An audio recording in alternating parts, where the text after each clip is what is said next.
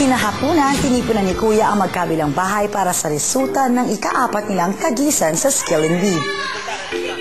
Sa nakaraang 3 laban, ay nakadalawang panalo na ang House B. Panalo na. Mula sa unang laban, ang weekly task standing ng House A ay 1 point. Ang House B naman may 2 points. Kapag nakuha pa ng House B ang susunod na puntos, sila na ang mananalo sa weekly task. Kagabi ay naganap ang ika-4 na laban para sa The Skilling Bee. Gusto niyo na bang malaman ang kanilang desisyon? Yes! Yung common nyo, tingnan nyo. Hoy! Hoy! Sa inyong lahat. Lahat. Magandang gabi po. Ako ay natutuwa dahil nandito kayo ngayon sa aking bahay. Ang mga kuya nyo at mga ate nyo ay gumawa ng mga laruan. At kayo ang magiging judge. Oh no, please. Please. Ano to? Huwag yan, nakandito ko dito. Oh yan. Yan.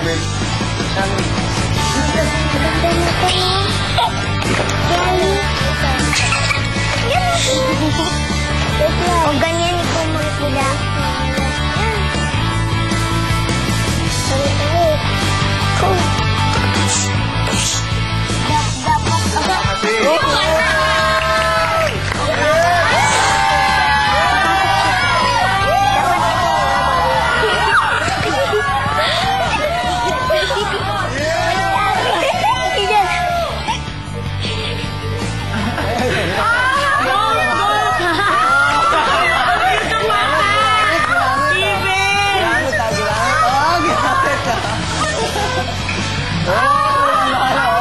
Sino ang gustong mauna? Bugoy. Sige, Bugoy. Place niya. Yes! Yes!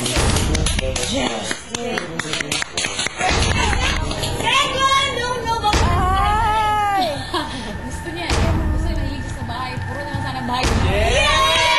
Bugoy, dapat yan ang napili mo. 40 na tayo! Kasi po maganda.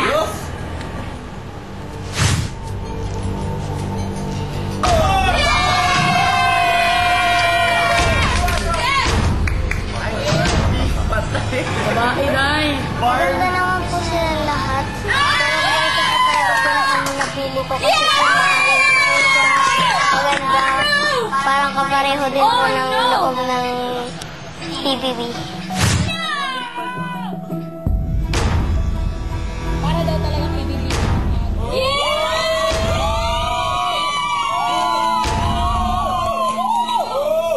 Gusto ko po talaga kasi po lahat po maganda po.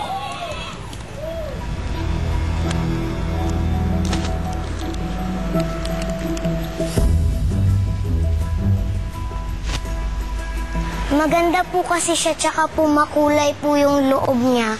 Tsaka para po talaga siyang Pinoy Big Brother kasi po may mga tao din po sa loob na katulad ng sa bahay niyo. Bata ko lang pumili. Okay lang, salamat.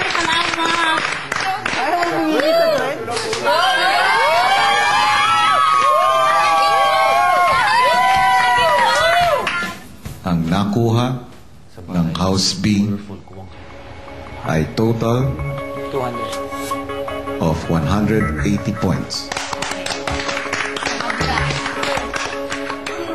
At ang total na nakuha ng House A ay 120 points.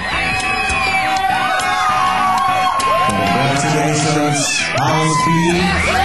Kayo ang nanalo. Unang-una po sa lahat, group effort. Sabi ko nga po, instrumento lang po kami. So, kung wala naman po ang isa sa amin, kung hindi po nag-effort kaming lahat, lalong-lalo na po yung mga team members namin.